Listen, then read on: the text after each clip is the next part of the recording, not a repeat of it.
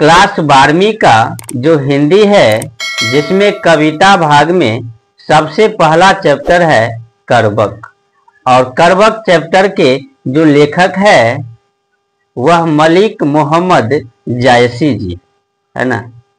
आज हम करवक अध्याय के जो प्रश्न उत्तर है उसमें तीसरा, चौथा और पांचवा प्रश्न उत्तर करेंगे। ठीक, यानी 1 और 2 प्रश्न उत्तर कर लिए हैं, अब इसमें हम 3, 4, 5 करने वाले हैं। ठीक, तो सबसे पहले प्रश्न को देखते हैं कि आखिर प्रश्न क्या कहता है, उसके बाद उत्तर जानेंगे, है ना। प्रश्न कहता है कि पहले करवक में वयनजीत जायसी के आत्मविश्वास का परिचय अपने शब्दों में दे।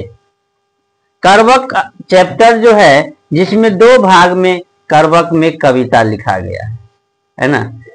तो पहले करवक में यानी कि पहले कविता में उसमें जो है वयनजीत जायसी जी, ये जो कवि है मलिक मोहम्मद जायसी जी, ठीक, उसके आत्मविश्वास है ना, उसको कितना आत्मविश्वास था उसके बारे में परिचय देना है ना, बोलना है। और अब जो है जानेंगे कि आखिर उसका उत्तर क्या होता है। सबसे पहले यह जानिए कि यानी कि मलिक मोहम्मद जायसी जी जो लेखक थे, जो कवि थे, उसके एक आंख ही थे, है ना। उसके क्या थे? एक ही आंख थे। और आप जान चुके हैं कि एक आंख थे, अब फिर भी हम उस व्यक्ति के बारे में पढ़ रहे हैं, जान रहे हैं, उसके लिखी कविता को पढ़ रहे हैं, तो आखिर वह कैसा व्यक्ति होगा, है ना। आखिर वह कितना महान आदमी होगा। चलिए, महाकवि मलिक मोहम्मद जायसी अपनी कुरूपता और एक आंख से अंधे होने पर शोक प्रकट नहीं करते, है ना। मलिक मोहम्मद जायसी जो है, जिसमें कमी है, कमी क्या है कि उसके एक आंख है।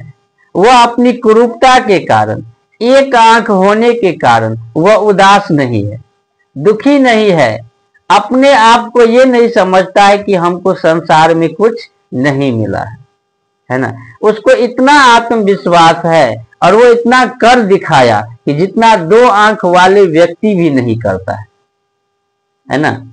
वो जितना एक आंख से पूरे जग को समझा, जिस प्रकार वो समझाया, वो कोई जल्दी नहीं समझ पाता है।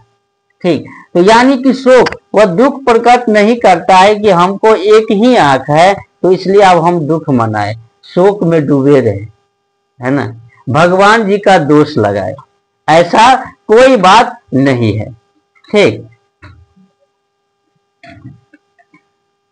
बल्कि आत्मविश्वास के साथ अपनी काव्य प्रतिभा के बल पर लोकहित की बातें करते हैं। बल्कि आत्मविश्वास के साथ, है ना, वो अपने आत्मा में इतना विश्वास रखते हैं और कविता के बल पे, है ना, आत्मविश्वास के साथ अपने काव्य प्रतिभा के बल पर, अपनी रचना के बल पर वह क्या करते हैं? लोक हित की बात करते हैं। लोक का हित हो, लोगों का कल्याण हो, इसके बात करते हैं। कैसे?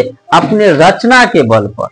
ठीक, अपने काव्य रचना के बल पर लोगों का कैसे अच्छे हो, अच्छाई में हो, ठीक, अच्छे से रह सके, वो समझ सके, इसके बारे में जानता है ना, रचना करते हैं। देखिए, प्रकृति प्रतीकों द्वारा जीवन में गुण की महत्ता की विशेषताओं का वर्णन करते हैं, है ना। जीवन में जो गुण होता है ना, गुण के विशेषता को महत्व देते हैं, उसका वर्णन करते हैं। कवि का नेत्र नक्षत्रों के बीच चमकते शुक्र तारा की तरह है ना। शुक्र तारा होता क्या है कि वो चमकते रहता है ना। तो वो एक आंख को ही अपने एक तारा की तरह, शुक्र तारा की तरह समझते हैं, जिसके काव्य का श्रवण कर सभी जन मोहित हो जाते हैं ना। इसके रचना को सुनकर जो भी लोग होते हैं, लोग वह भी क्या होते हैं? मोहित हो जाते हैं इस मलिक मोहम्मद जायसी के प्रति। कि आखिर एक आंख होते हुए भी इतनी सुंदर रचना कैसे करते। ठीक, यह थे पहला प्रश्न का उत्तर। ठीक, अब जो है दूसरा प्रश्न देखते हैं।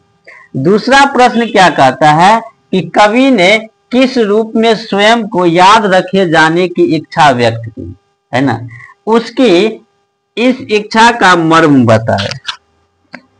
कवि मलिक मोहम्मद जायसी जी अपने आप को याद रखने के लिए वो कैसे हमेशा हमेशा के लिए याद रहे, है ना, वो किस प्रकार के स्वयं को याद रखने की इच्छा बताया है और उसके जो है इच्छा का मर्म बताना है। ठीक, आपको भी पता है कि जो इस जग में आया है चाहे कोई भी हो, है ना, वह एक न एक दिन इस जग को छोड़कर जाएगा, है ना। लेकिन फिर भी हम बहुत ऐसे लोगों का नाम जानते हैं जो इस जग में तो नहीं है, लेकिन उसके गुण के कारण, उसके कार्य के कारण आज हम उसको जानते हैं। जैसे महात्मा गांधी, है ना। महात्मा गांधी के बारे में हम जानते हैं, समझते हैं, इस जग में वह नहीं है ना, इस जग में नहीं है, फिर भी हम उसको जानते हैं। आखिर कोई न कोई वो अच्छा कार्य किया, हम लोगों के हित में कार्य किया, इसीलिए हम जानते हैं। नहीं तो बहुत से लोग आए, बहुत से लोग चले गए, किसी के बारे में उतना जानते हैं नहीं जानते। इतना ही नहीं, महात्मा गांधी के नहीं, और कोई ऐसा है जिसके बारे में हम जानते हैं जो अच्छे कार्य कर चुके हैं। ठीक, यानी कि ये भी कैसे रहे, मलिक मोहम्मद जायसी ने अपनी स्मृति की रक्षार्थ जो इच्छा प्रकट की है उसका वर्णन अपने कविता में किया है ना। यानी हमको संसार याद रखेगा, किसको, मलिक मोहम्मद जायसी को। वो इच्छा कहाँ बताया है ना, वो इच्छा कविता में बताया है कि हमको कैसे याद रखा जा सकता है, हमको लोग कैसे याद करेंगे, जब हम इस जग में नहीं रहेंगे तो भी हमको लोग याद रखेंगे कैसे। कवि का कहना है कि मैंने जानबूझकर संगीतमय काव्य की रचना की है ना, जानबूझकर जो है ये संगीतमय काव्य की रचना किया है कि जो पढ़ेंगे जानेंगे, तो जब जब पढ़ेंगे कोई तब तब हमारा याद करेंगे, है ना, तब तक क्या होगा, याद करेंगे। देखिए, संगीतमय काव्य की रचना है, जो भी अच्छे कलाकार है, विद्यापति है जी, ठीक, इसके बारे में हम जानते हैं, और भी जो अच्छे कलाकार है, यानी उसके बारे में क्यों जानते हैं, क्योंकि वो अच्छा रचना किया है, हम बार बार उसको रिपीट करते हैं, सुनते हैं। वो नहीं है विद्यापति जी, शारदा सिन्हा जी भी अब नहीं रहे, लेकिन फिर भी उसको काव्य को जब सुनते हैं जैसे लगता है कि वह जीवित है ना, उसके बारे में चर्चित करते हैं, ताकि इस प्रबंध के रूप में मेरी स्मृति का बरकरार है ना, ताकि इसके रूप में, ठीक, इस प्रबंध के रूप में, कविता के रूप में हमारी स्मृति, हमारे यादें क्या हो, बरकरार हो रहे। ठीक, इस काव्य कृति में वर्णित प्रगाढ़ प्रेम सर्वथा नयनों की अश्रुधारा से सिंचित है ना।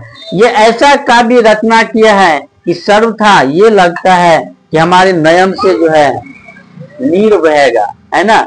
इस प्रकार के यह रचना किए हैं कि संसार में उनकी मृत्यु हो जाए लेकिन कीर्ति नष्ट न हो।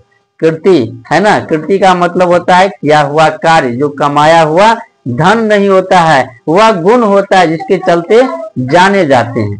ठीक, यानी उसको याद रखे जा सकते हैं। जब मलिक मोहम्मद जायसी जी इस संसार में नहीं रहे, फिर भी उसका कीर्ति आज हम अध्ययन करते हैं, जानते हैं। ठीक, इसी रूप में याद रखने के लिए कवि कहते हैं। चलिए, अब क्या है, चौथा हो गया, अब पांचवा है। ठीक, पांचवा प्रश्न क्या कहता है, भाव स्पष्ट करे, यानी कि कहना क्या चाहते हैं, भाव स्पष्ट करना है। जो लही अम्बही डाभ न होई, तो लही सुगंध बसाई ना। जब कविता पढ़ेंगे तो ये लाइन आएंगे, है ना। आखिर इस लाइन का क्या अर्थ है, ये पंक्ति का क्या अर्थ है। उत्तर में क्या होगा कि प्रस्तुत पंक्ति में करवक कविता से लिया गया है। सबसे पहले जब भी भाव स्पष्ट करने के लिए बोले तो हमारा यह कर्तव्य बनता है कि हम उसका कविता हो या कहानी, उसका नाम लिखे, तत्पश्चात हम उसका ये लिखे कि आखिर उसका रचनाकार कौन है। ठीक, यानी कि ये जो पंक्ति लिया गया है, ये जो लाइन है वो कहाँ से लिया गया है? करबक कविता से लिया गया है। ठीक, और कविता के जो रचयिता है, कवि है, वो मलिक मोहम्मद जैसी जी।